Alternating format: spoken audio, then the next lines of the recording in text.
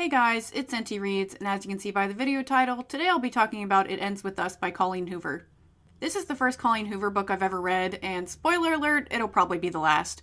I'm really not a fan of Colleen Hoover's writing style, but I'm getting ahead of myself. It Ends With Us by Colleen Hoover was originally published in 2016, but has since seen a resurgence in popularity due to TikTok.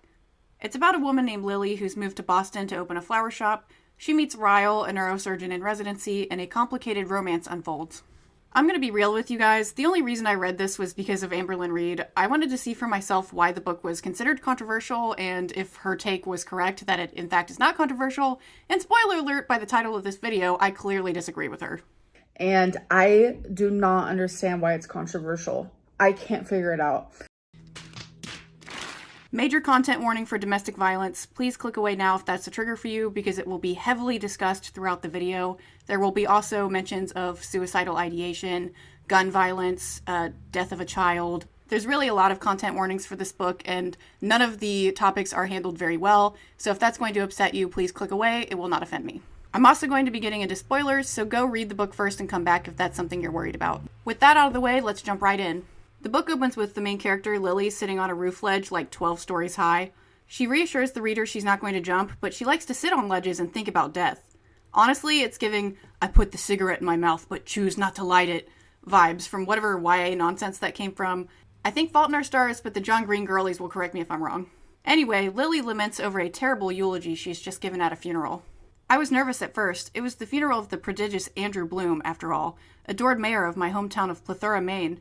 Owner of the most successful real estate agency within city limits, husband of the highly adored Jenny Bloom, the most revered teaching assistant in all of Plethora, and father of Lily Bloom, that strange girl with the erratic red hair who once fell in love with a homeless guy and brought great shame upon her entire family. That would be me. I'm Lily Bloom, and Andrew was my father. What in the Wattpad was that? Her name is Lily Bloom? Seriously? Oh, and it gets worse, because her middle name is Blossom. Yes, her name is Lily Blossom Bloom. Excuse me, what? The book is kind of self-aware on how stupid her name is, but there are much worse, much stupider names yet to come. Also, big yikes on the homeless guy thing. He's actually a super important character throughout this book, and it feels really reductive every time she refers to him as that one homeless guy, which she does frequently, by the way. Someone else shows up on the roof and we get this gem. If I'm going to have company, I'd rather it be a female. I'm tough for my size and can probably hold my own in most cases, but I'm too comfortable right now to be on a rooftop alone with a strange man in the middle of the night. I might fear for my safety and feel the need to leave, and I really don't want to leave. As I said before, I'm comfortable. Can you guys see why I don't like the writing style? It's very rambly and feels a little bit too much like Lily is directly narrating to an audience. A little fourth wall breaky, if that makes sense. Unfortunately for Lily, it is in fact a man who's shown up, and he proceeds to assault a chair, kicking it around the roof. Thankfully, the chair is unharmed, and Lily remarks that it must be made of marine-grade polymer, which is a phrase she reuses so often I ended up Googling the stuff to see why it's apparently so damn great. That chair must be made from marine-grade polymer. I once watched my father back over an outdoor patio table made of marine-grade polymer, and it practically laughed at him, dented his bumper, but didn't even put a scratch on the table. Lily remarks that the guy is pretty lucky he can get his aggression out by kicking chairs because she can't indulge in her favorite stress-relieving hobby. My outlet used to be gardening. Anytime I was stressed, I'd just go out to the backyard and pull every single weed I could find. But since the day I moved to Boston 2 years ago, I haven't had a backyard. Or a patio. I don't even have weeds. Maybe I need to invest in a marine-grade polymer patio chair. Someone get this bitch a marine-grade polymer sponsorship. Oh my god. The guy on the roof lights up a joint, and by the way Colleen Hoover writes about it, I think we're supposed to think it's edgy, but it's really not. Also, this character literally never smokes weed again in the novel, or a cigarette. He literally smokes nothing ever again throughout this novel, so I don't understand why this detail was added. Like, he could have just walked out and been standing there. The guy finally notices Lily and asks her to get off the ledge, and when she says no, he demands her, saying that she's making him nervous and killing his high. Lily obliges, and then we get this lovely characterization. This guy is beautiful. Well manicured, smells like money, looks to be several years older than me. His eyes crinkle in the corners as they follow me, and his lips seem to frown even when they aren't. When I reach the side of the building that overlooks the street, I lean forward and stare down at the cars below, trying not to appear impressed by him. I can tell by his haircut alone that he's the kind of man people are easily impressed by, and I refuse to feed into his ego. Not that he's done anything to make me think he even has one, but he is wearing a casual Burberry shirt, and I'm not sure I've ever been on the radar of someone who could casually afford one. I love that she says he's beautiful, only to follow that up with he's got like wrinkles around his eyes and frowns a lot. Also, he has an impressive haircut, whatever the fuck that means. Lily asks the guy what the chair did to make him so angry, and he sort of blows her off, asking what floor of the building she lives on, because it's an apartment complex they're at. She admits she doesn't live there and points out her own building, which is stupid. And I know what you're thinking. Senti, why is Lily sitting on the roof of an apartment complex she doesn't even live at? Well, dear readers, that's because her building isn't tall enough to be scary. It's only 3 stories, not 12 stories. So she looked on Google Maps to find a better one. Dead ass, that's the reason. This book is so wacky at times, it is really hard to take it seriously, which is not great given the serious topics it covers. The guy then proceeds to tell Lily that someone recently fell off the roof while they were trying to take a photo.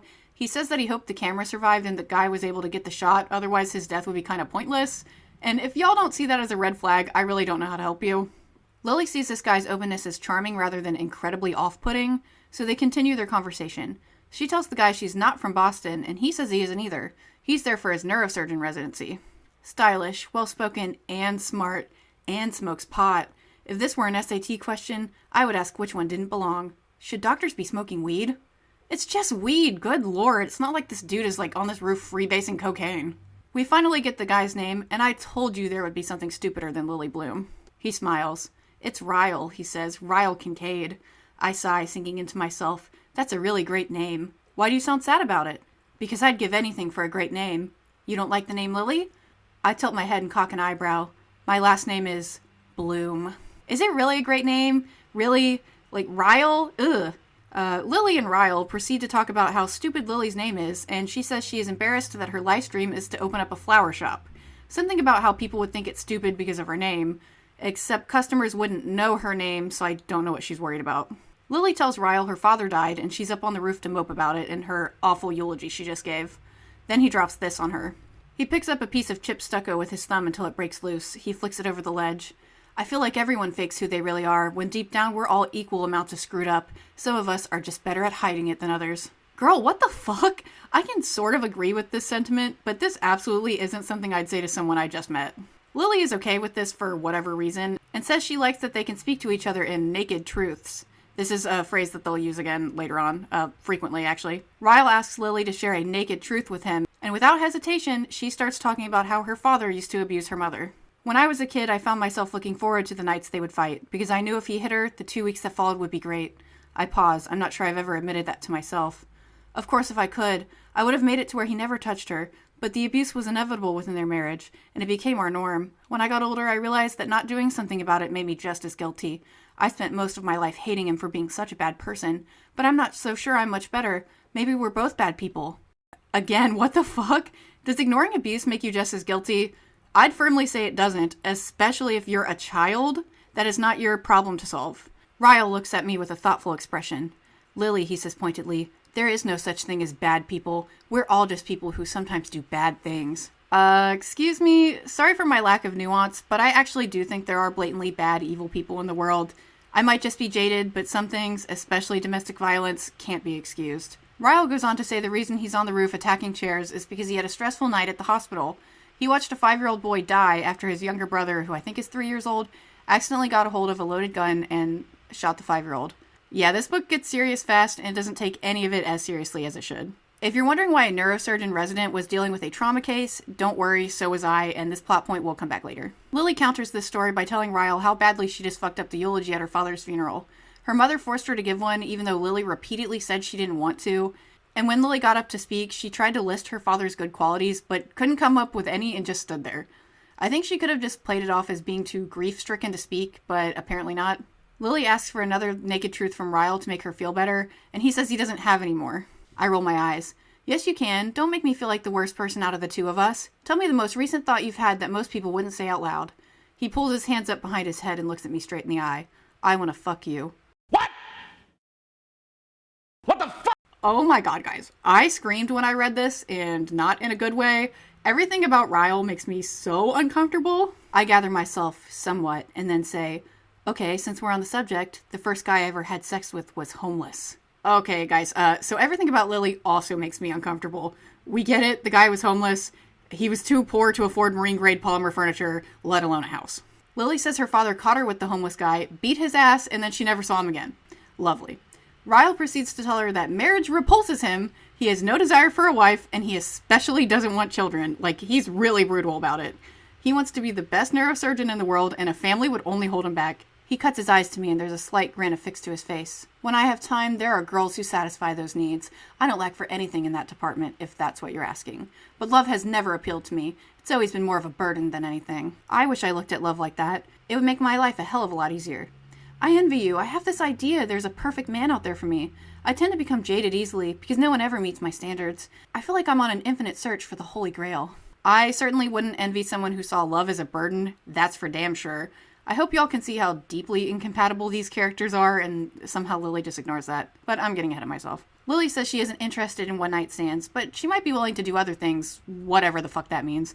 And that leads to Ryle practically groping her right there on the roof. It's clearly supposed to be hot, but I was terrified the whole time. She has just met Ryle. And Ryle would be an incel if he wasn't attractive, which really is not my vibe. The moment is interrupted when Ryle gets a phone call, and he weirdly takes a photo of Lily, then leaves. Like, what a charmer. The next chapter opens up with Lily at her apartment with her roommate Lucy, which is not at all confusing. Lily goes through a box of old stuff and finds her Ellen diaries. I refused to admit that I kept a diary when I was younger because that was so cliche. Instead, I convinced myself that what I was doing was cool because it wasn't technically a diary. I addressed each of my entries to Ellen DeGeneres because I began watching her show the first day it aired in 2003 when I was just a little girl. I watched it every day after school and was convinced Ellen would love me if she got to know me. I wrote letters to her regularly until I turned 16, but I wrote them like one would write entries in a diary. Of course, I knew the last thing Ellen DeGeneres probably wanted was a random girl's journal entries. Luckily, I never actually sent any in, but I still liked addressing all the entries to her, so I continued to do that until I stopped writing in them altogether. Excuse me, what? I cackled when I read this. I know this book was written in 2016, but I can't believe how poorly this aged. Ellen is Lily's idol, which is funny given how Ellen was exposed for only pretending to be a good person this whole time, and apparently she's really rude to her staff. If this book was more intelligent, this could be kind of a commentary on how bad Lily is at reading people, but it's not. We proceed to get an info dump diary entry that is literally addressed to Ellen DeGeneres, as I said before, which is just as cringe as it sounds. Lily even gives Ellen feedback and advice on her show, which is incredibly embarrassing to read, and it happens at the opening of every Ellen diary. There's some suggestion for the show, and oh my god, it's the worst. Oh, and for context, Lily was 15 when she wrote these diaries. I know 15 is still quite young, but the diaries come off more like a 12-year-old wrote them. Anyway, in the diaries, Lily tells a story about how she was getting ready for bed when she saw someone sneaking around the abandoned house that is behind hers. And she later figures out that he goes to her school. He's a senior named Atlas Corrigan. Yes, Atlas. That is his name. That is not a nickname. His legal name is Atlas. Why are male love interests never named Brandon or Josh or Trent or Jacob and an Edward or literally any other regular name? In this book, we've got Ryle and Atlas. Lily feels bad for Atlas, seeing as he's homeless and all, and leaves some food at the abandoned house for him like he's a wildcat or something. The next day, he thanks her for it and sits next to her on the bus. Lily asks Atlas why he doesn't live at home, and he says his parents kicked him out. Considering he's 18, they legally don't have to take him back either. After school, Lily says that Atlas can take a shower at her house really quick before her parents show up, and he takes her up on that, and only afterwards asks what her name is, which is totally not weird at all. He thanks her for not being disparaging before he leaves. Of course I've heard the term disparaging before, but it was weird hearing a teenage guy use it. What's even weirder is how everything about Atlas seems so contradictory. How does a guy who is obviously humble, well-mannered, and uses words like disparaging end up homeless?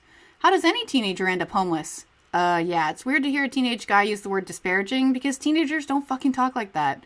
It's hard to believe this is a published novel and not something from Wattpad, and I'm probably going to say that a lot, but it's fucking true. Also, don't expect any meaningful commentary on teenage homelessness. It's kind of touched on, but not really. We get a much-needed break from the diary entries when Lily's mom calls and says she wants to move to Boston, which Lily is super unhappy about. Even though Lily is fully an adult at 23 years old, somehow she thinks her mom living in the same city will limit her freedom, and Boston is huge. It's not like some small town that they're going to see each other all the time. As Lily laments about her mom moving to Boston, she says, "Where is a marine-grade polymer chair when I need one?" Which makes zero sense, but it's hilarious. Chapter 3 opens up with a 6-month time skip, which is just as jarring as it sounds. Lily and her mom are at a previously abandoned building that Lily just bought using the inheritance from her father's death. She plans on opening her flower shop up at this building that she just bought, and her and her mom hardly get anything done before some well-dressed lady shows up asking about a job. She says there's a help wanted sign in the window, but apparently can't see the place is fucking abandoned and there isn't even a store there yet. She nods. "I don't really need a job. I just saw the sign and thought, what the heck? But I do get bored sometimes. I'd be happy to help you with whatever you need. Cleaning, decorating, picking out paint colors. I'm a Pinterest whore." Did she just call herself a Pinterest whore? I mean, I love that for her, but good lord, that's chuggy. As soon as this random lady shows up, Lily's mom leaves, which makes me wonder why she even showed up there in the first place. Like, she looked at the building for 10 seconds and just left. The woman introduces herself as Elisa and says she'll even work for free. Lily is taken aback by this, but agrees. She says they can start some other day, though, because Elisa is wearing super nice clothes and Lily doesn't want her to ruin them. Elisa throws her designer bag right in a pile of dirt and says, "Nah, fam, work starts today." So they just start clearing the building. 2 hours pass and they get a ton of work done. Lily shares her vision of the store with Elisa, and it's so batshit I was back to screaming again. Someone once told me that there is no such thing as bad people. We're all just people who sometimes do bad things. That stuck with me because it's so true. We've all got a little bit of good and evil in us. I want to make that our theme. Instead of painting the walls a putrid sweet color, we paint them dark purple with black accents. And instead of only putting out the usual pastel displays of flowers and boring crystal vases that make people think of life, we go edgy, brave, and bold. We put out displays of darker flowers wrapped in things like I'm sorry guys, I can't stop laughing. We put out displays of darker flowers wrapped in things like leather or silver chains, and rather than put them in crystal vases, we'll stick them in black onyx or, I don't know, purple velvet cases lined with silver studs. The ideas are endless. I stand up again. There are floral shops on every corner for people who love flowers, blah, blah, blah. I don't have the rest of the screenshot here, but she goes on to say there are floral shops for people who love flowers, but what about people who hate flowers? And girl, what the fuck? People who hate flowers probably don't hate them because they aren't goth enough. That's insane. Like, maybe they're allergic to pollen. Who knows? I mean, I appreciate the aesthetic she's going for, but her reasoning behind it is stupid. Lily proceeds to fall over and sprain her ankle, so Elisa says she'll go get help. Her husband Marshall is drinking at a bar down the street, so she runs down there to get him. I hear Elisa say, "She's back here." She walks in, followed by a guy wearing a onesie. He's tall, a little bit on the thin side, but boyishly handsome, with big, honest eyes and a head full of dark, messy, way past due for a haircut hair. He's holding a bag of ice. Did I mention he was wearing a onesie? I'm talking a legit, full-grown man in a SpongeBob onesie. I've said it once and I'll say it again. The random wackiness that's thrown in really kills the immersion. It's explained that he's wearing a onesie because that means he gets free beer during a football game or whatever. And he's literally a millionaire, so he doesn't need the free beer. It's all just a little much and whatever. But it gets weirder. He steps around Marshall and the first thing I notice are his arms. Holy shit, I know those arms. Those are the arms of a neurosurgeon. Something I forgot to mention before is that Ryle apparently has big buff arms. It's like something specifically Lily mentioned about him. And he shows up with Marshall because he is conveniently Elisa's brother. And I know that sometimes as a writer you need to have some plot conveniences to make your story work. But this one feels really convenient and out of left field. Like, come on. Oh, and if you're wondering, Ryle is also in a onesie during this scene. Just keep that in mind. Ryle, being a doctor, inspects Lily's ankle. Elisa and Marshall go off to find some more supplies or something. And they come back right as Ryle tells Lily he wants to fuck her again. And Elisa is understandably incredibly pissed that he said that, especially considering she doesn't know that Ryle and Lily have already met before. And Lily sort of just shrugs this all off. I smile at her and wave it off. It's fine, Elisa. Lots of people want to fuck me. I glance back at Ryle and he's still casually stroking my foot. At least your brother speaks his mind. Not a lot of people have the courage to say what they're actually thinking. Excuse me, what? I have no words. I mean, what do you even say to that? They all go their separate ways, and Lily drives herself back home with her sprained ankle. She reads some more of her Ellen diaries, which means more flashback info dumping for us. Atlas brings Lily some gardening tools he found in the abandoned house he's staying in. Then they watch Ellen together. He comes over practically every day, leaving right before Lily's parents get home. And they don't know anything about him. Lily complains some more about how little she respects her mother for being abused, but don't worry, she hates her father even more. After a particularly bad fight, Lily runs over to the house where Atlas is staying to get some comfort, and while she's there, she sees what a clear view he has into her bedroom window, which totally isn't creepy at all. Oh, guys, also don't worry, the next chapter is way, way creepier. A few days have passed and the flower shop is coming along nicely thanks to Elisa's help. Lily is chilling at her apartment when someone knocks on her door, and I'll give you a second to guess who's there.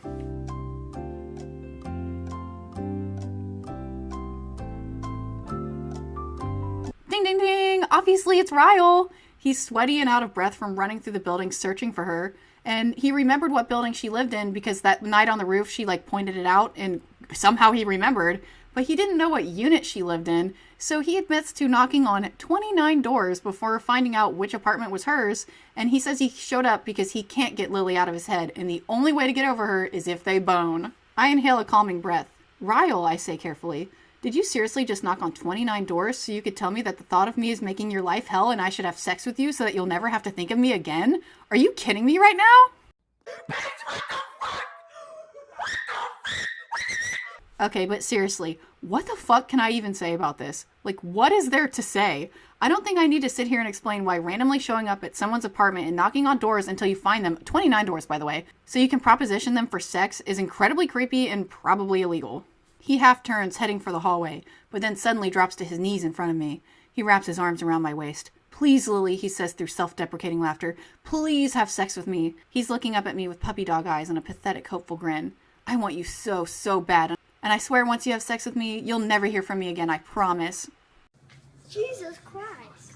Anyone who thinks Ryle is still sexy after this needs to go get a lobotomy or something, because y'all are not right in the head.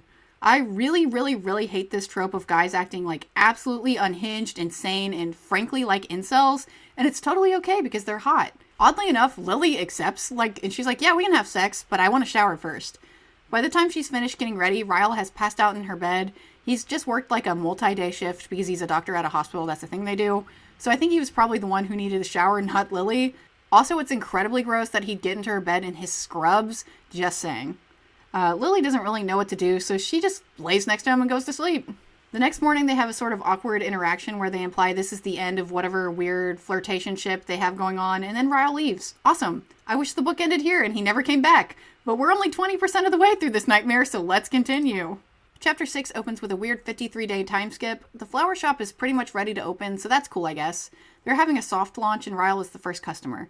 He orders lilies to be delivered somewhere, and it isn't until after he leaves that Lily sees the address he wrote down was the flower store. So he sent Lily some lilies, which would be a smooth move if they hadn't previously just agreed to not pursuing a relationship, but I don't really know what's going on with that. The next chapter opens with Lily and Devin, some random friend of hers that really never shows up again, and they're getting ready for a party at Elisa's house. It's her birthday. He grabs my top and yanks it back down, then proceeds to reach inside to adjust my bra. Devin! I slap his hand away and he laughs. Relax, Lily. I've touched way better boobs than yours and I'm still gay. Can we not perpetuate this idea that gay men can touch women however they want because they aren't sexually attracted to them? It's still sexual assault or harassment to grab someone's titties even if you don't find them attractive. Let's not. Lily and Devin show up at Elisa and Marshall's super swanky rich people apartment for the party, and Devin agrees to pretend to be Lily's date to make Ryle jealous. That'll definitely go well, I'm sure. Ryle shows up and accosts Lily for bringing a date, yet again forgetting their conversation about not pursuing a relationship.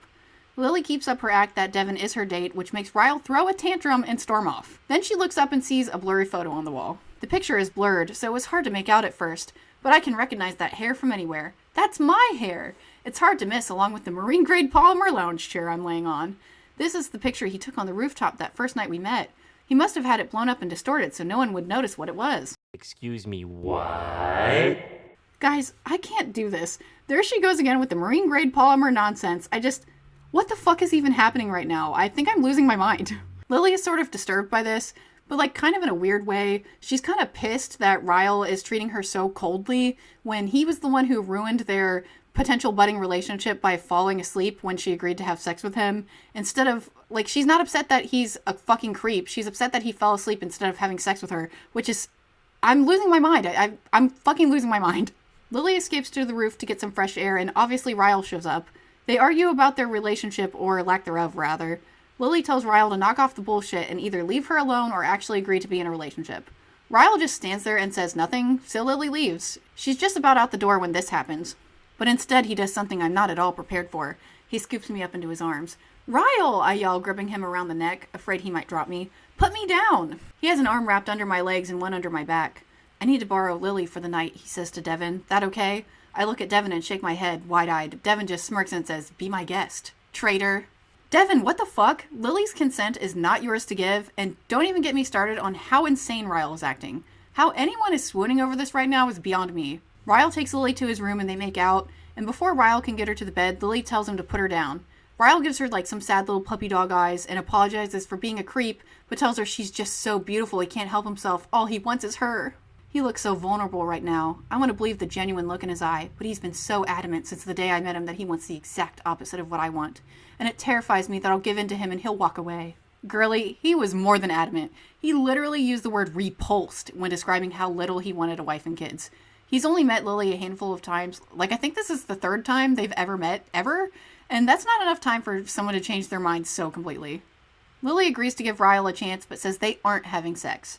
Ryle surprisingly agrees, so they just go to sleep even though the party is still happening. Lily wakes up the next morning and goes out to the kitchen to make some coffee.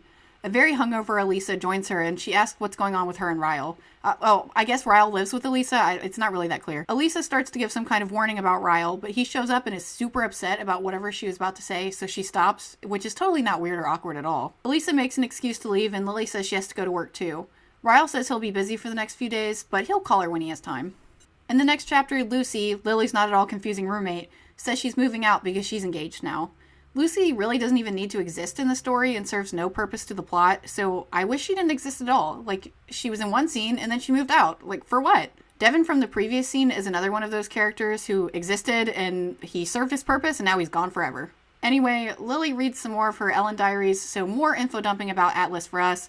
Most of it isn't all that interesting, and this video is going to be so long, so I'm probably going to skip it. Lily cries over the diaries, but cheers up when she sees a text from Ryle.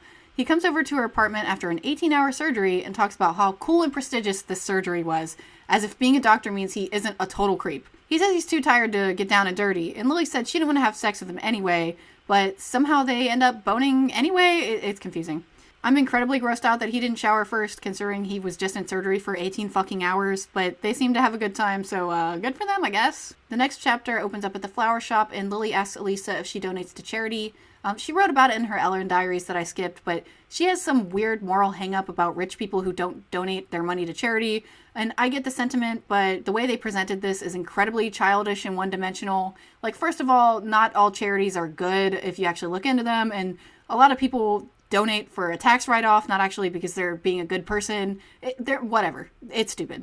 Elisa reassures Lily that she does donate to charity, and Lily asks her why she decided to get a job if she's so rich, and Elisa says it's because she's struggling with infertility and needs something to get her mind off it.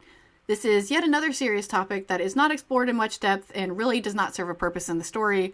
No meaningful commentary is made, and it only exists to give Elisa a reason to have met Lily, so then Lily could meet Ryle again, and honestly, it's distasteful to me to include serious topics like this only to further the plot and not to actually explore and comment on, so I really don't like this aspect. Lily gets a text from Ryle inviting her out somewhere, but she says she's busy because she's going to get dinner with her mother that night, so he just invites himself to go with her.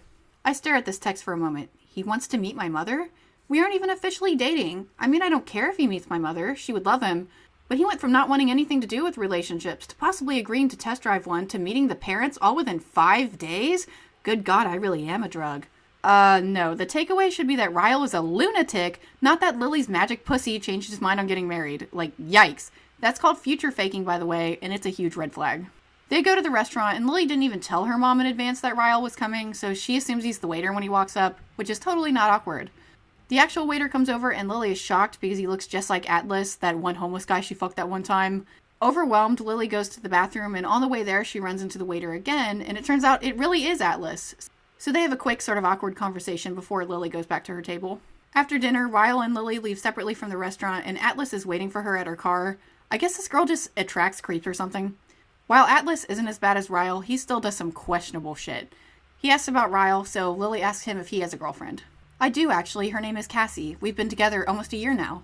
Heartburn. I think I have heartburn. A year? I place my hand on my chest and nod. That's good. You seem happy. Does he seem happy? I have no idea. Yeah, well, I'm really glad I got to see you, Lily. He turns around to walk away, but then spins and faces me again, his hands shoved in his back pockets. I will say, I kind of wish this could have happened a year ago. Lily doesn't even respond before she drives off, which was kind of weird, but okay. Chapter 11 opens with more of the Ellen diaries. I really don't like these flashback scenes when they're just shoved into the main plot haphazardly. Dual timelines are hard to pull off, and it's really not done well here. Because the diaries are meant to be written by a teenager, and as I said before, she's 15 in these, but it sounds like a 12-year-old wrote them. They feel like a completely separate YA novel that has been embedded into an adult novel, which is very weird and like puts the tone all over the place. Anyway, the diary entry opens up to Lily kissing Ellen's ass about playing Dory in Finding Nemo, and that "just keep swimming" is basically her catchphrase. And this is mentioned a ton throughout the novel, and it's annoying every time. Lily writes about how Atlas is really sick and now sleeps at her house at night, all without her parents knowing, of course. They're laying in bed together when Atlas asks Lily when she's turning 16. I nodded. I wondered why he was curious about my age, and it made me wonder what he thought about 15-year-olds. Did he look at me like I was just a little kid? Like a little sister? I was almost 16, and 2.5 years apart in age isn't that bad. Maybe when two people are 15 and 18, it might seem a little too far apart, but once I turned 16, I bet no one would even think twice about a 2.5-year age difference. The age difference is questionable at best. Like, she's a sophomore and he's a senior, which I don't feel great about. And this is one of those things in writing that I feel strongly about. Why would you choose to make it creepy if you could just age Lily up? Like, there's no reason Lily can't be 17 or already be 16. She could be a junior. Why does she have to be a sophomore? Like, Colleen Hoover, call me, tell me why you chose to make this age difference happen when you could have just wrote a more appropriate one. You chose to make it creepy. Why? Atlas then tells Lily he was able to get in contact with his uncle in Boston and tells her he's probably going to go there to finish school, but he's not sure yet because he doesn't want to leave Lily behind. Then they make out until they fall asleep, which is disgusting because he's sick, which, ew. Lily writes in the diary that they spend the next week making out every day after school, and Atlas still hasn't said for sure if he's going to go to Boston. They kiss on the bus, he makes her cookies, he brings her a heart carved out of a branch or something, you know, teenage stuff. Atlas then confirms the worst, that he will be leaving for Boston. Even though he's not sick anymore, he's still been sleeping at Lily's house and then witnesses her father abusing her mother in a fairly graphic scene that I really don't care to get into. Eventually, her mom escapes into Lily's room and sees Atlas, but because they agreed not to call the police on her dad, her mom doesn't really say anything about Atlas being there. There's another long, kind of boring diary entry before present-day Lily gets a text from Ryle and stops reading. Hey, naked truth commencing in 3, 2... I was worried that being in a relationship would add to my responsibilities. That's why I've avoided them my whole life. I already have enough on my plate. And seeing the stress my parents' marriage seemed to cause them, and the failed marriages of some of my friends, I wanted no part in something like that. But after tonight, I realized that maybe a lot of people are just doing it wrong. Because what's happening between us doesn't feel like a responsibility. It feels like a reward. And I'll fall asleep wondering what I did to deserve it. This is just more future faking, guys. A man who used the word repulsed to describe the thought of being married does not change dramatically like this, especially this fast. It just does not happen. Lily doesn't realize this, though, and she, happily screenshots the text like, ooh, my man. The next chapter opens up in the flower shop, where Lily is making some insane steampunk floral arrangement in a boot.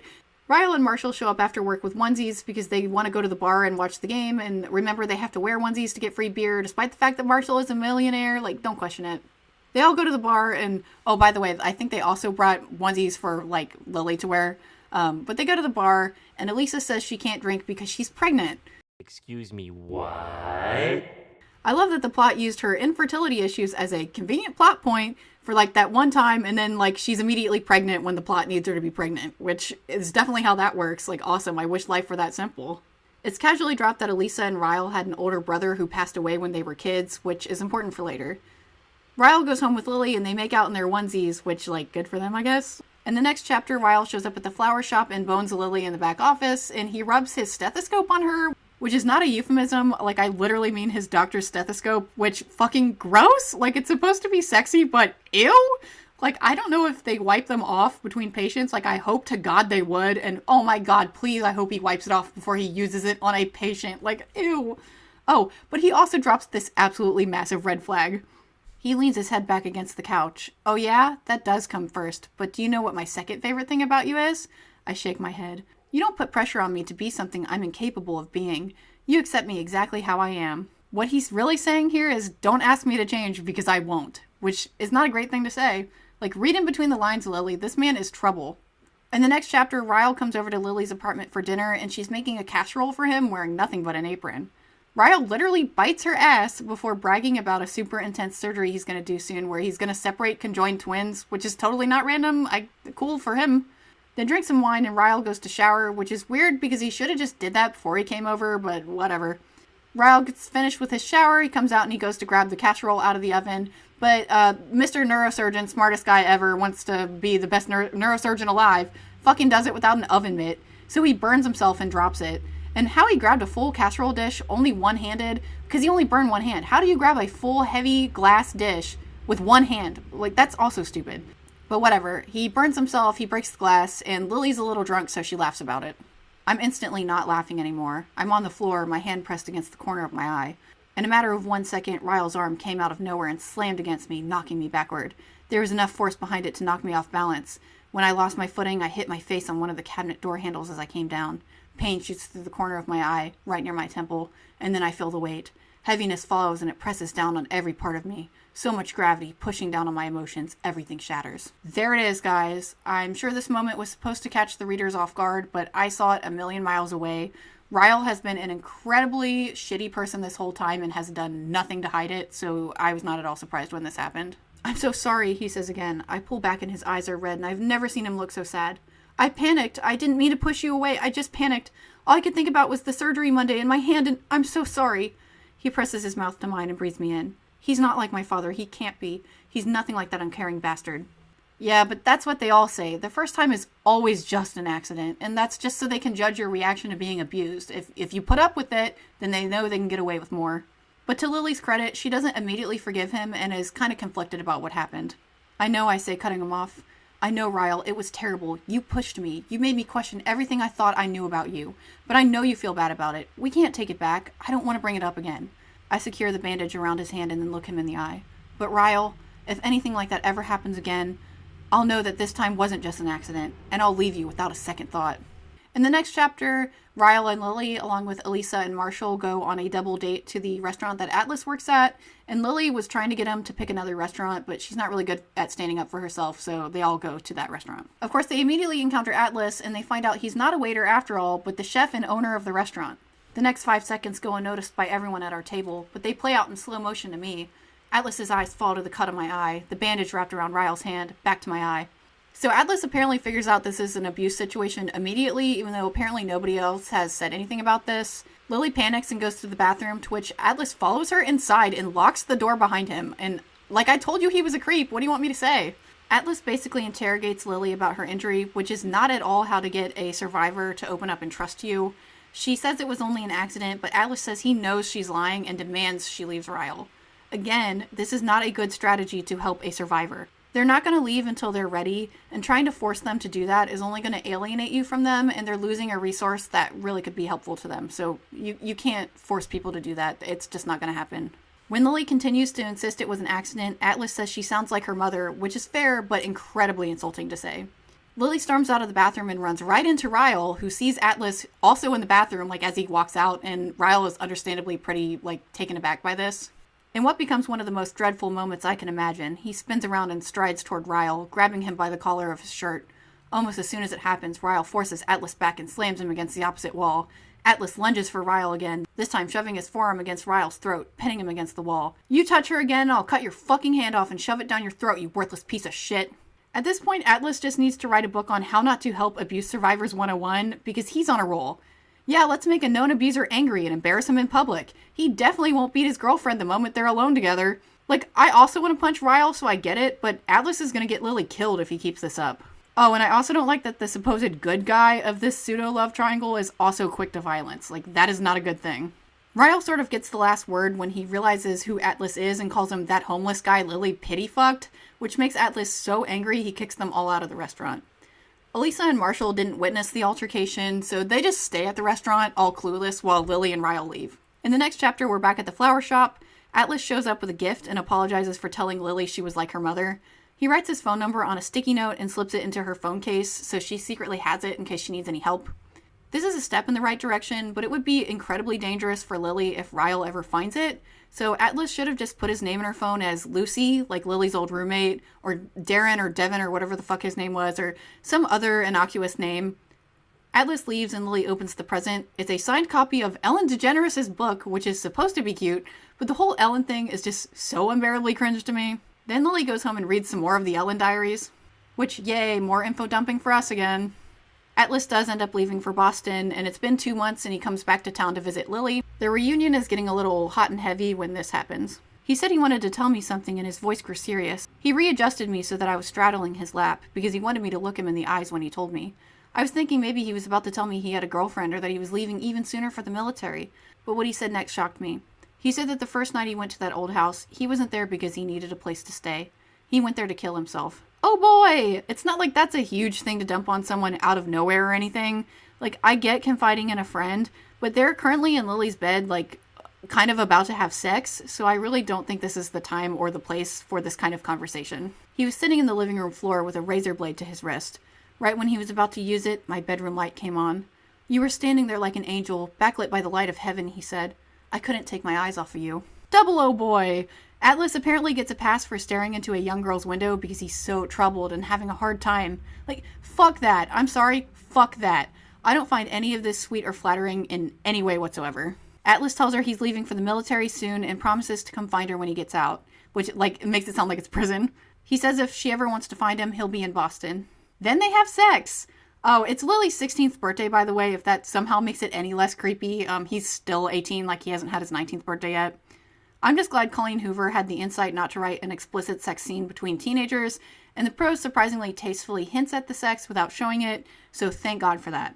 Then Lily's father busts in and beats the shit out of Atlas with a baseball bat, like, almost kills him, and the whole town finds out about Lily and Atlas's relationship, and remember that Lily's father is the mayor, so this is a huge hit to his reputation. So he twists the truth and basically spreads rumors that Atlas is some kind of troubled teen delinquent who groomed his daughter into having sex with him, which, yeah, actually that's kind of exactly what happened. Okay, to be fair, I don't think Atlas intentionally groomed Lily, but that's kind of exactly what he did.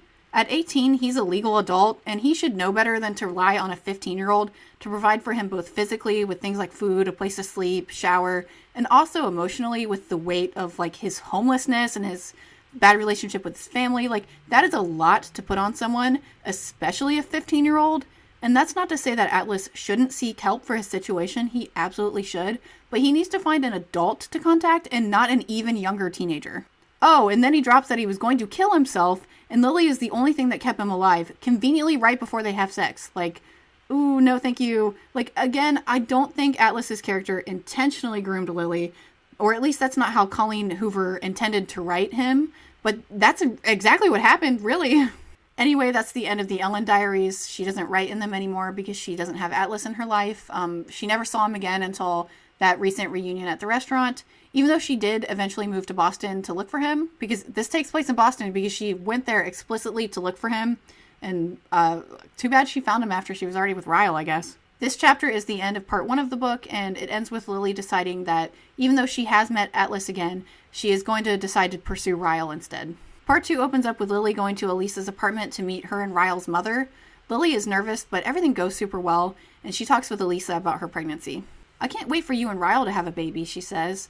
I fall onto my back and put my hands behind my head. I don't know if he wants any. We've never really talked about it. Excuse me, what? Girl, excuse me? I seem to recall he explicitly told you he didn't want kids because they would ruin his dreams of being the best neurosurgeon ever. I don't know if Lily is just trying to save face or she genuinely doesn't remember him saying that, but yikes. Then Lily says they have to be married first before talking about kids. Ryle, being the absolute creep he is standing in the doorway, listening in on their conversation when she says this. The pillow is pulled away from me and Ryle is standing over me, holding it at his side. Let's go. My heart begins to beat faster. Right now? He nods. I took the weekend off because my parents are in town. You have people who can run your store for you. Let's go to Vegas and get married. I think the fuck not. Remember that Lily is only 23, and they've only been dating for like 6 months at the absolute most at this point. And I know different people move at different paces, but I am so not down with this. Then they get married, but weirdly it doesn't even happen on the page, which seems like a missed opportunity. The next chapter opens up with a 6-week time skip, which is incredibly bizarre. Like, I guess Colleen Hoover just didn't feel like writing a wedding scene. Whatever. If you thought Ryle and Lily were being irresponsible by getting married on a whim, don't worry. They used the plane ride to Vegas to talk about important stuff like kids, how finances should be handled, and agreeing to donate to charity. Because remember, Lily has a weird childish hang-up about rich people not donating to charity. Anyway, Ryle now lives at Lily's apartment, seeing as they're married and all. They're getting ready to go see Elisa when Lily hears a loud crash and rushes out to find Ryle with her phone. He said he dropped it and the case came off, so then he discovered Atlas's number on that post-it note from before, which, remember what I said? I understand why Ryle would see that as kind of a shady thing and be angry about it, but he's really nasty about it, and without letting Lily explain anything at all, he smashes her phone into pieces, and then he leaves, so Lily chases after him, but he pushes her, and the scene abruptly ends. The next scene opens with Lily waking up on the floor, and Ryle tells her she fell down the stairs. I close my eyes again and try to remember why he's angry, why he's hurt. My phone, Atlas's number, the stairwell. I grabbed his shirt. He pushed me away. You fell down the stairs. But I didn't fall. He pushed me again. That's twice. You pushed me, Ryle. Yeah, that's twice, so what are you gonna do about it now, Lily? Are you gonna leave like you swore you would? Lily tells Ryle that she didn't fall, that he pushed her. He calls her a fucking liar and storms out. He comes back again after like 10 minutes and falls to his knees and acts all pathetic as he begs her to tell him she wasn't cheating on him with Atlas, instead of, I don't know, apologizing for pushing her down the fucking stairs? He finally lets Lily explain, so she tells him exactly what happened before telling him to get the fuck out of her apartment. That genuinely surprised me when I read this for the first time, but seeing as we're only 62% of the way through this book, I'm sure y'all already know it isn't over between her and Ryle. Ryle does eventually leave, but Lily finds him sleeping outside the front door the next morning. He's instantly super apologetic, but Lily ignores him and walks off. Damn, I wish she had this energy sooner before they got married, but better late than never. Lily goes to the flower shop and tells Elisa she got in a fight with Ryle, but she doesn't mention like the physical fight. She just says that Ryle smashed her phone. Then Ryle shows up and Elisa angrily tells him that he has to tell Lily about what happened or else she will, which is not at all cryptic and weird. So Ryle and Lily go back to their apartment to talk about whatever Elisa just mentioned, and he asks her if she remembers the first time they met on the roof. I nod again. He was kicking the chair. It was before he knew marine grade polymer was virtually indestructible. Oh my fucking god, enough with the polymer bullshit! This line made me laugh out loud in what is supposed to be a very serious, tense scene, and this wackiness is just too much. Ryle then reminds Lily that he told her that he was upset that night because he watched a little boy die. The little boy had been shot by his younger brother after getting a hold of the family's unsecured gun. Remember how I pointed out that it was weird that a neurosurgeon would work a trauma case like this? Yeah, that's because Ryle was fucking lying. Actually, he was the kid who shot his brother. In hindsight, that makes the scene with Ryle's mother incredibly uncomfortable because she's presented as this super great person despite being irresponsible enough to leave a loaded weapon where a 3-year-old child could access it. Yes, I know everyone makes mistakes, but this one is inexcusable to me. Handle your guns responsibly or don't fucking own them. For the love of God, don't keep them loaded when you have toddlers in your house. I don't know why I need to be saying this. Irresponsible parents who don't lock up their firearms are part of the reason why there are so many fucking school shootings in America. Sorry, I'll get off my soapbox now. Ryle walks over to me, taking my hands and pulling me to him. We hug each other for a solid minute when he says, I would never tell you this because I want it to excuse my behavior. He pulls back and looks me firmly in the eyes. You have to believe that. Elisa wanted me to tell you all this because since that happened, there are things I can't control. I get angry. I black out. I've been in therapy since I was 6 years old, but it is not my excuse. It is my reality. In case anyone needs to hear this, it is not your job to fix anyone, especially not someone who abuses you. It is their responsibility to heal their own issues before getting into a relationship, especially a marriage. If you have issues that are so deeply rooted you black out and get physically violent, then you need to stay away from other people until you get that shit worked out. That is absolutely not fair to expect a spouse to deal with. Lily is heartbroken because she swore she would never forgive him if the abuse happened for a second time, but he's pretty much convinced her that it wasn't his fault. Lily sobs and rationalizes that just because she's acting like her mother by staying, Ryle isn't acting like her father because he's apologizing and promising to do better. Her father didn't even bother to pretend things would ever get better. The next chapter opens up at the flower shop and Lily continues to rationalize to herself why she stayed. I think Colleen Hoover does a decent job portraying why someone would be conflicted about leaving their abuser because honestly that's realistic. It's unfortunate, but it's really easy to talk yourself into staying, especially after you're married. Lily says she and Ryle got into another fight. He applied for a 3-month residency in Cambridge, England, and after that he wants to move to Minnesota to work at the Mayo Clinic, which is an incredibly prestigious hospital. He actually already has a job offer, which makes me confused about the whole England residency thing, but whatever. Lily is understandably not supportive about moving to Minnesota because she's already set up her flower shop in Boston, and apparently she can't just change locations, whatever. I think it's fair she wouldn't want to leave, but this is absolutely something they should have talked about before getting married. I guess they discussed everything except where they would settle down to live at permanently, which is a pretty big thing to gloss over. Ryle gets mad and breaks a vase, but don't worry guys, this time he leaves instead of hitting Lily. Progress! Then he promises not to take the job because Lily is more important than his neurosurgery dreams. The scene ends and there's a super awkward transition into the next scene where Lily goes over to Elisa's apartment to look at furniture for some reason. Except there is no furniture. There's just like a note on the door like, go to this other apartment. And so she goes and finds out that Ryle bought the apartment. Yes, bought. Whatever the fuck that means. Not rented, bought the apartment in Elisa's building as a surprise to Lily.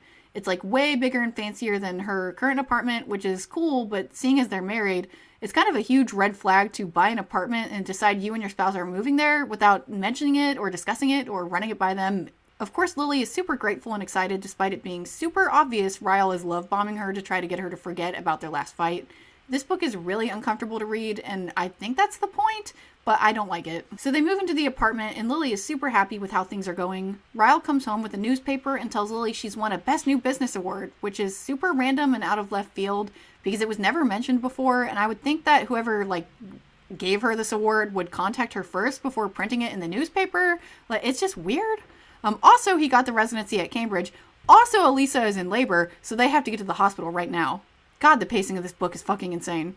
Elisa has the baby and names her Riley after Ryle, which I don't think he deserved, but it's not my baby, so who am I to judge? Then Ryle tells Lily they should have a baby, despite that being the absolute worst idea on the planet, and of course that makes Lily happy. Ryle goes home while Lily stays at the hospital a little longer. When Lily makes it home, Ryle is sort of looming in the kitchen waiting for her, and it's clear he's been drinking. He asks her about the Boston magnet on their fridge, which I don't think I mentioned it before, but it was a gift from Atlas for her 16th birthday, I think. Anyway, there was a scene previously where Ryle asked about it, and Lily sort of skirted around it instead of telling him it was from her sort of ex. Her and Atlas weren't really dating, but that's kind of her ex, so she just ignored it. We then get a graphic scene of Ryle sexually assaulting Lily while interrogating her about the magnet, and I won't go into detail because honestly it's a little disturbing. Again, I think that's the point because abuse can come out of nowhere even if things seem to be going really well, but I think that could have been portrayed without this gross sexual element to it. It's clear by some of the things that Ryle is saying that he's found Lily's Ellen diaries and read them all, which is obviously a major violation of Lily's trust, and I wonder if he cringed as much as I did when I read them. Sorry, I had to lighten the mood. Anyway, Ryle accuses Lily of still being in love with Atlas, and instead of trusting that his wife isn't sneaking around on him, because she genuinely isn't, he gets violent again. The scene ends with Lily getting knocked out after Ryle headbutts her. Obviously, Ryle is super apologetic when she wakes up, and she plays along, but as soon as he falls back asleep, she calls Atlas to come help her. Atlas shows up and wants to fight Ryle, even though Lily is bleeding from a head wound, but she manages to talk him out of it, and they go to the hospital instead. "Why don't you want to administer a CT?" I ask him. The doctor stands up. "We don't like to perform x-rays on pregnant women unless it's vital. We'll monitor you for complications, and if there are no further concerns, you'll be free to go." I don't hear anything beyond that. Nothing. Well, I can't say I didn't see that coming from a mile away. Also, what the fuck is this bedside manner? This is how he's going to tell her she's pregnant? Okay. Lily goes back to Atlas's apartment instead of going home, which honestly good for her. She stays there for a few days and even starts writing Ellen diaries again, which, oh my fucking god, can we not? She waxes poetic about the nature of abuse, especially now that she's carrying her abuser's baby, and while she says a few good things here and there, the message comes on way too strong. There's all sorts of problematic behavior by Ryle, and especially Atlas, that the book just glosses right over and doesn't recognize as fucked up, so I really don't think Colleen Hoover earned this long spiel about abuse and how subtle yet insidious it is when she is perpetuating abuse and doesn't even realize it. She'll pity me. She'll wonder why I never left him. She'll wonder how I let myself get to this point. She'll wonder all the same things I used to wonder about my own mother when I saw her in my same situation. People spend so much time wondering why the woman didn't leave. Where are all the people who wonder why the men are even abusive? Isn't that where the only blame should be placed? Yes, absolutely, but this book bends over backwards to justify and excuse Ryle's actions, and a lot of that comes later, so I'll leave that for then. Ryle shows up at the flower shop and tells Lily she can come home because he's about to leave for his residency in England, and he's not going to be there. Lily tells him off for not talking to her calmly like an adult about his hang-up with Atlas, because she'd been nothing but honest that nothing was happening between them, and then Ryle just leaves, I guess. The next scene opens back up at Atlas's apartment because Lily wisely didn't trust Ryle and just go back home because he said he was going to be gone. Some of Atlas's friends show up for a poker game, and it's weird because it's Friday night, and these are all, people who also work at the restaurant, which, how are, 5 people, I don't know if there's 5 of them, 3 or 4 people who are, the main staff at this restaurant able to get a Friday night off regularly for poker. I'm ranting now. Anyway, Lily sort of sneakily asks them about Cassie, Atlas's girlfriend that he mentioned before, and they're kind of like, "What are you talking about? He's not dating anyone." Atlas folds his lips together for a moment and then says, "There is no Cassie." His eyes meet mine, but only for a brief second. But in that brief second, I can see it written all over his face. There never was a Cassie. Well, sorry, that's what he just said. He lied to me. Yeah, because that's not a red flag at all. Jesus Christ, can Lily just meet a normal guy already? Atlas is only better than Ryle because he hasn't assaulted any women, at least as far as I know, but he's just as much of a creepy weirdo. His poker buddies sense the awkwardness and leave, never to be seen again. Add them to the list of side characters who exist solely for one plot point and then never come back. "It was lovely meeting you, Lily," Brad says. I somehow find the strength to smile and stand up. I give them all hugs goodbye, and after the front door closes behind them, it's just me and Atlas in the room. And no Cassie. Cassie's never been in this room because Cassie doesn't exist. What the hell? Major what the hell. Like, Lily isn't even, like, mad enough about this, and what she's really mad about is why Atlas never came back to find her like he promised to, and he says that he did actually come find her. Somehow he found out what college she went to, and he showed up looking for her when he saw her with her boyfriend at the time, like having a nice time together, and not sex, like they're just hanging out like in the park or whatever at the school. And he saw them together and left without saying anything because they looked happy and he didn't want to ruin her happiness. But that's full cap. Like, seriously, what a lame excuse. Atlas left because he's not actually Lily's friend. He only wants to date her or fuck her or whatever. Whatever. It's fine to have a boundary like that and not want to stay friends with someone you have feelings for romantically if there's no chance for a relationship, but Atlas needs to be honest that that is what is happening. Lily tells Atlas that Ryle left for England, so she wants to go home now. So he takes her back to her apartment and walks her up there to make sure that Ryle is actually gone, and he is. He regards me silently for a moment, not at all surprised by what I'm saying, but I can see there's so much he wants to say. There's a lot I wish I could say to him, too, but we both know discussing the two of us isn't appropriate at this point. I'm married, I'm pregnant with another man's baby, and he's standing in the living room of an apartment that another man bought for me.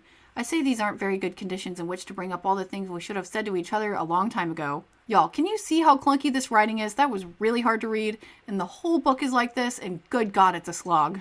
Before Atlas leaves, he finally admits to Lily and himself that he doesn't want to be her friend. Like, he'll help her if there's another emergency with Ryle, but he loves her too much to be around her casually. He pulls back to look down at me, and when he sees my tears, he brings his hands up to my cheeks. In the future, if by some miracle you ever find yourself in the position to fall in love again, fall in love with me. He presses his lips against my forehead. You're still my favorite person, Lily. Always will be. I want to like this, but I don't. Lily is in way too vulnerable of a position for Atlas to be saying things like this to her, and I feel like he never actually considers Lily's feelings and what she needs. He only thinks about himself and what will make him happy. It's like those times he tried to attack Ryle. He wanted to fight Ryle to make himself feel better with no regard of the consequences that Lily would face for that kind of violence. Atlas finally leaves, and the next chapter is sort of an odd, jarring leap right into a conversation with Elisa. The scene and chapter transitions in this book are super weird and makes the book feel really disjointed, and it jumps all over the place. Anyway, Lily opens up to Elisa about Ryle's abuse. My brother loves you, Lily. He loves you so much. You have changed his entire life and have made him someone that I never thought he could be. As his sister, I wish more than anything that you could find a way to forgive him. But as your best friend, I have to tell you that if you take him back, I will never speak to you again. Yet again, this is not how you speak to someone who is being abused, especially not when this is the first time they've reached out to you about it. I would understand putting this kind of boundary in place to protect your own mental health if your loved one or your friend or whatever repeatedly is sharing graphic details of their abuse with you and they are not making any plans to leave. But this is literally the first time Lily has ever brought this up. Also, abusers are most likely to kill their partners when they finally decide to leave, so it's blatantly unsafe to just tell Lily to leave. Homicide is the leading cause of death for pregnant women, and although Elisa doesn't know Lily is pregnant yet, my point still stands. If Elisa really wanted to help Lily, she would help her put together a plan for a safe escape from the relationship and not immediately demand that she just leave. Lily tells Elisa about the pregnancy and reveals that she hasn't told Ryle yet, which Elisa is supportive of at least. In the next chapter, Ryle is suddenly back, which understandably freaks Lily out. He's super apologetic yet again and says he's only there to talk. He's even brought Marshall with him to prove it, because obviously he won't hit Lily if someone is watching. Only then he immediately goes into the bedroom and shuts the door. Even after Lily starts yelling at him, Marshall never comes in and intervenes. For all Marshall knew, Ryle was planning on killing Lily the moment he was alone with her. So, life pro tip, don't ever fucking reunite an abuser with their victim, even if they say they just want to talk. Don't fucking do that. As I follow Ryle into my bedroom, I wonder what that must be like, to have no idea what might set you off or how bad your reaction will be, to have absolutely no control over your own emotions. I hate to break it to you, but Ryle does have control over his emotions. Do you think he goes ballistic at work when his boss is rude to him, or God forbid a patient is rude to him? I don't think he would have gotten a residency at Cambridge if he couldn't control his anger, especially with how stressful being a neurosurgeon is. The truth is, he can control his emotions, but he simply chooses not to. Ryle learns about Lily's pregnancy and is super excited and starts kissing her belly and makes it clear that he'll do anything to earn her forgiveness.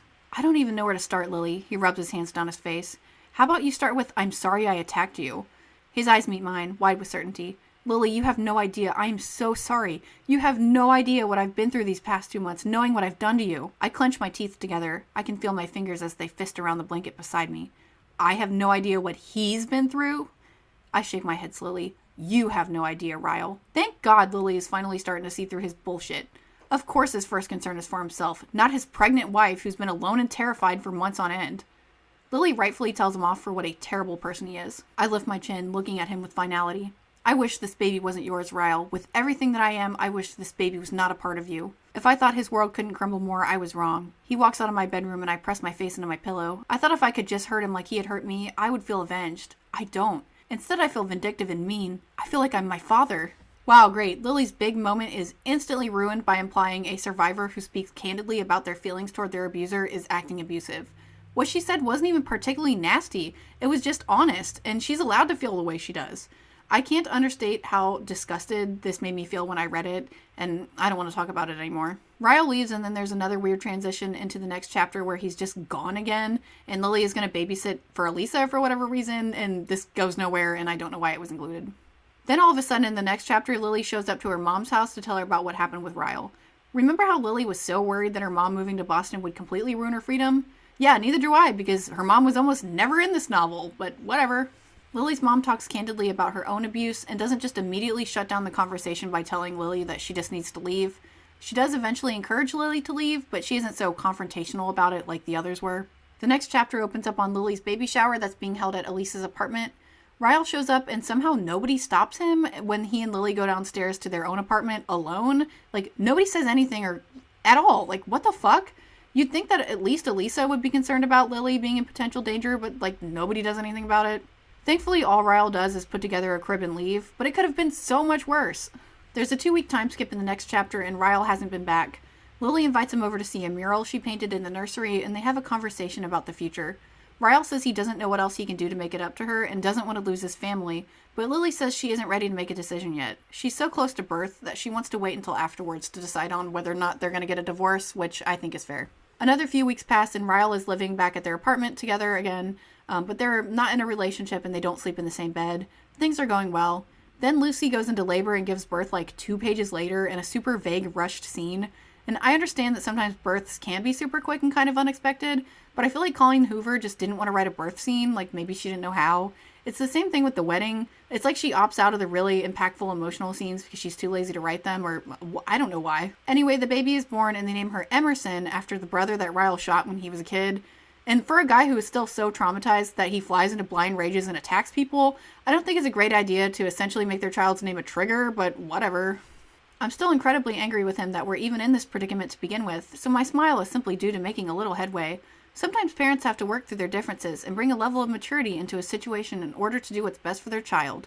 That's exactly what we're doing, learning how to navigate our situation before our child is brought into the fold. I would argue that dealing with a physically abusive partner is way more than just working through your differences, and minimizing it that much is blatantly harmful and honestly offensive. Like, seriously, what the fuck, Colleen Hoover? Do better. I look at Emerson and I look at Ryle, and I know that I have to do what's best for her, for the relationship I hope she builds with her father. I don't make this decision for me, and I don't make it for Ryle. I make it for her. Ryle? When he glances at me, he's smiling, but when he assesses the look on my face, he stops. I want a divorce. Honestly, at this point, I'm not even happy about this. I want to be, but I'm not. I really don't think this moment was earned after the narrative goes out of its way to justify and minimize Ryle's actions.